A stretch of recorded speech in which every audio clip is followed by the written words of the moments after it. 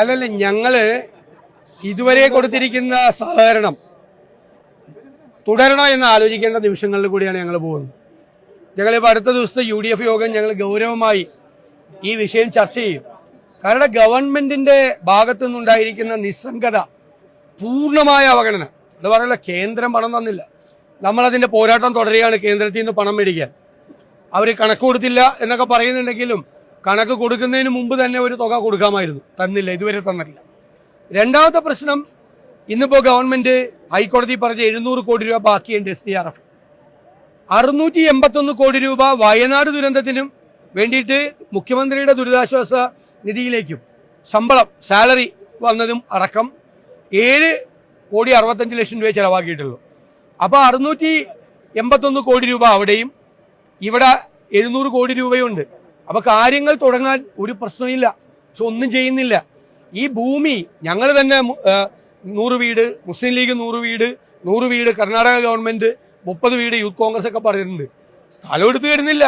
അപ്പോൾ സ്ഥലം എടുക്കുന്നതിനെ കുറിച്ചുള്ളൊരു നെഗോസിയേഷനോ വേണ്ട രീതിയിലുള്ള ഗൗരവതരമായ ചർച്ചയോ നടത്താതെ അത് വ്യവഹാരത്തിലേക്ക് കൊണ്ട് ഞങ്ങൾ സർവകക്ഷി യോഗത്തിൽ മുന്നറിയിപ്പ് കൊടുത്താണ്. ഒരു കാരണവശാലും ഇത് വ്യവഹാരങ്ങളിലേക്ക് പോകരുത്.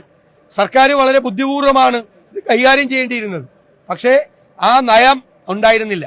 അതുകൊണ്ടാണ് ഈ കേസായിട്ട് ഇങ്ങനെ പോകുന്നത്.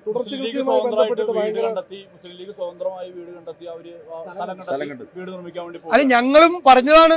ഞാനും ശ്രീ കുഞ്ഞാലിക്കുട്ടി സാഹിബും കൂടി മുഖ്യമന്ത്രിയെ കണ്ട് ചർച്ച ചെയ്തപ്പോൾ ഞങ്ങൾ റെഡിയാണ്. ഞങ്ങൾ 100 വീട് വയ്ക്കാൻ, രാഹുൽ ഗാന്ധി പ്രഖ്യാപിച്ച 100 വീട് വയ്ക്കാൻ, സ്ഥലം മേടിച്ച് വയ്ക്കാൻ ഞങ്ങൾ തയ്യാറാണെന്ന് പറഞ്ഞു. അവർ കോമൺ ആയിട്ട് വെക്കണമെന്ന് പറഞ്ഞു. അപ്പോൾ ഈ ദിവസങ്ങളിൽ ഞങ്ങളത് ഗൗരവമായി ചർച്ച ചെയ്ത് മുസ്ലിം ലീഗ് ഉൾപ്പെടെ UDF ചർച്ച ചെയ്ത് ഞങ്ങളൊരു തീരുമാനമെടുക്കും. ഞാനത് പറയാൻ വേണ്ടിയാണ്. അതായത് മണിയാർ പദ്ധതി 30 വർഷത്തേക്ക് കാർബോറാൻഡം യൂണിവേഴ്സലിന് കൊടുത്തിരിക്കുകയായിരുന്നു. ഒരു വർഷം 18 കോടി രൂപ മുതൽ 20 കോടി രൂപ വരെ അവർക്ക് ലാഭം ഉണ്ടാകുന്നു. എഗ്രിമെന്റ് അനുസരിച്ചിട്ട് 30 കൊല്ലം കഴിയുമ്പോൾ ഇത് ബോർഡിന് തിരിച്ചു കൊടുക്കേണ്ടതാണ്. KCB തിരിച്ചു കൊടുക്കേണ്ട. പക്ഷെ തിരിച്ചു കൊടുത്തില്ല എന്ന് മാത്രമല്ല, 25 വർഷത്തേക്ക് കൂടി ആ കമ്പനിക്ക് അത് എക്സ്റ്റെൻഡ് ചെയ്ത് കൊടുത്തിരിക്കുകയാണ്. അപ്പോൾ ഒരു വർഷമാണ്. നേരത്തെ തന്നെ 20 കോടി വെച്ച് 30 കൊല്ലത്തേക്ക് ഏകദേശം 500-നും 600-നും ഇടയിലുള്ള കോടി രൂപ അവർക്ക് കിട്ടിയതാണ്. അത് എഗ്രിമെന്റാണ്. ആയിക്കോട്ടെ, എഗ്രിമെന്റാണ്. എഗ്രിമെന്റ് കഴിഞ്ഞ് സർക്കാരിലേക്ക് തിരിച്ചേൽപ്പിക്കേണ്ട ഈ പ്രോജക്റ്റ് ഇപ്പോൾ വൈദ്യുതി ബോർഡ് എത്ര വലിയ പ്രതിസന്ധിയാണ് നേരിടുന്നത്. ആയിരക്കണക്കിന് കോടി രൂപയുടെ കടമാണ്. കടം മാറ്റാൻ വേണ്ടിയിട്ട് വീണ്ടും വൈദ്യുതി ചാർജ് കൂട്ടി ജനങ്ങളെ കൊള്ളയടിക്കുകയാണ് വൈദ്യുതി ബോർഡ്. ആ അവസരത്തിൽ വൈദ്യുതി ബോർഡിന് അടുത്ത 25 വർഷം കൊണ്ട് എത്ര കോടി, 500 കോടി രൂപയുടെ ലാഭം ഇതിൻ്റെ അകത്തുനിന്ന് ഉണ്ടാവും. ഒരു ചർച്ചയും കൂടാതെ ഏകപക്ഷീയമായി ഇത് കൊടുത്തിരിക്കുന്നതിൻ്റെ പുറകിൽ ദുരൂഹതയുണ്ട്, അഴിമതിയുണ്ട്. അത് നിർത്തിവെച്ച് ഗൗരവതരമായ ചർച്ച നടത്തി അത് സർക്കാരിൽ തന്നെ, ബോർഡിന് തന്നെ, ദേവസ്വം ബോർഡ് തന്നെ, മണിയാർ പ്രോജക്റ്റ് അല്ല LCT ബോർഡ്, വൈദ്യുതി ബോർഡ് തന്നെ അത് കണ്ടിന്യൂ ചെയ്യാൻ വേണ്ടിയിട്ടുള്ള സംവിധാനം ചെയ്യണമെന്നാണ് ഞങ്ങൾ ശക്തിയായിട്ട് ആവശ്യപ്പെടുന്നത്. എന്താണ് ഇങ്ങനൊരു തീരുമാനം എടുക്കാൻ കാര്യം? എല്ലാവരും ആവശ്യപ്പെട്ട വൈദ്യുതി ബോർഡിലെ ജീവനക്കാർ ഉൾപ്പെടെയുള്ള പൊതുസമൂഹം മുഴുവൻ പറഞ്ഞിട്ടും ഈ കമ്പനിക്ക് ഇത് 25 കൊല്ലത്തേക്ക് നീട്ടിക്കൊടുക്കാനുള്ള കാരണം ഇതിപ്പോൾ ടീകോം കമ്പനിയുടെ കാര്യം പറഞ്ഞ പോലെ ടീകോം ഇങ്ങോട്ട് നഷ്ടപരിഹാരം തരേണ്ടതിന് പകരം അങ്ങോട്ട് നഷ്ടപരിഹാരം കൊടുക്കാമെന്ന് പറയാം. എല്ലായിടത്തും കള്ളത്തരമാണ്. അവസാന സമയമായെന്ന് മനസ്സിലായപ്പോൾ കൊള്ള തുടങ്ങിയിരിക്കുകയാണ്. കൊള്ള അതാണ് ഇതിന്റെ ഭാഗം. KCBയുടെ എതിർപ്പ് മറികടന്നുകൊണ്ടാണെന്നാണ്. അല്ലല്ല, അത് മുഖ്യമന്ത്രി തന്നെ ഇൻട്രസ്റ്റ് എടുത്തിരിക്കുന്നത്, അല്ലാതെ വേറെ ആർക്കെങ്കിലും ഇതിനകത്ത് വല്ല റോളുണ്ട്? മുഖ്യമന്ത്രിയുടെ തന്നെ ഇൻട്രസ്റ്റിലാണ് വന്നിരിക്കുന്നത്. ഞാൻ വേറെ ആരുടെയും തലയിൽ അത് വെക്കുന്നില്ല. വ്യവസായ മന്ത്രി ഉണ്ട് അതിൻ്റെ അകത്ത്, പക്ഷേ മുഖ്യമന്ത്രി അറിയാതെ നടക്കില്ലല്ലോ. ന്യായാന്തര വ്യവസായ മന്ത്രി പറയുന്ന മുഖ്യമന്ത്രി തന്നെയാണ്.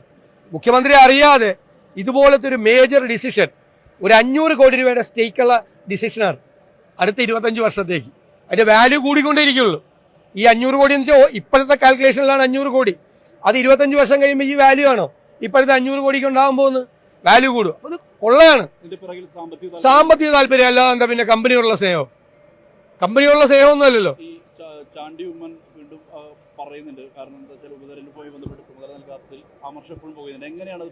ഞാൻ പറഞ്ഞല്ലേ, ഞാൻ അതിനെ സംബന്ധിച്ച് സംഘടനാപരമായ ഒരു കാര്യങ്ങളെക്കുറിച്ചും ഞാനൊരു പരസ്യമായി കമന്റ് പറഞ്ഞ് പാവപ്പെട്ട പാർട്ടി പ്രവർത്തകരെ വേദനിപ്പിക്കില്ല. നിങ്ങൾ എന്തെങ്കിലും സംഘടനാപരമായ കാര്യങ്ങളുണ്ടെങ്കിൽ KPCC പ്രസിഡന്റിനോട് നിങ്ങൾ ചോദിച്ചോ, അദ്ദേഹം പറഞ്ഞ നിങ്ങൾ കേട്ടു. ഞാൻ അത്രയും മാത്രമാണ്. വ്യാപകമായിട്ട് അക്രമം അയച്ചുവിടുകയാണ്. കാരണം CPM നേരിടുന്ന ഒരു ഡീജനറേഷൻ, ജീർണത, അത് SFI അടക്കം എല്ലാവരും നേരിടുകയാണ്. ക്യാമ്പസുകളിൽ KSUവിൻ്റെ വൻ തിരിച്ചുവരവാണ്. അതിനെ തടയിടാൻ വേണ്ടി വളരെ ഗൂഢാലോചന നടത്തി വ്യാപകമായ അക്രമമാണ്. നമ്മൾ കേട്ടുകേൾവിയില്ലാത്ത രീതിയിലാണ്. ഇപ്പോൾ KSU ആകണ്ട തല്ല് കിട്ടാൻ, ക്യാമ്പസിൻ്റെ അകത്ത് നിഷ്പക്ഷനായാലും തല്ല് കിട്ടും. SFI ആയില്ലെങ്കിൽ ഇടിമുറി കൊണ്ടുപോയി അടിക്കുന്ന, സാധാരണ മക്കളെ പറഞ്ഞയപ്പിച്ചിരുന്ന മാതാപിതാക്കൾ വരെ ഇവർ SFI ആയില്ലെങ്കിൽ അടിക്കും. നിഷ്പക്ഷനായി നിൽക്കാൻ പാടില്ല, SFI ചേരണം. അപ്പോൾ ഇത് സ്റ്റാലിൻ്റെ കേരളമല്ല എന്ന് ഞങ്ങൾ മുഖ്യമന്ത്രിയോട് പറഞ്ഞിട്ടുണ്ട്. അതൊന്നും കേരളത്തിൽ നടക്കൂല.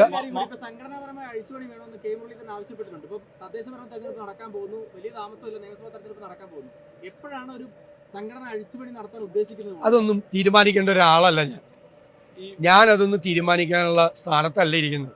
എൻ്റെ ജോലി വേറെയാണ്. ഞാൻ ആ ജോലി എല്ലാവരെയും കൂട്ടിയോജിപ്പിച്ച് നന്നായി ചെയ്യാൻ പാർട്ടി ഏൽപ്പിച്ച് ജോലി ചെയ്യാൻ ശ്രമിക്കും. ഇതൊന്നും എനിക്കൊരു പിടിയില്ല. അത് പാർട്ടി ഒരു അന്വേഷണ കമ്മീഷൻ വെച്ചിട്ടുണ്ട്. അത് ചർച്ച ചെയ്ത് രമ്യമായി പരിഹരിക്കും.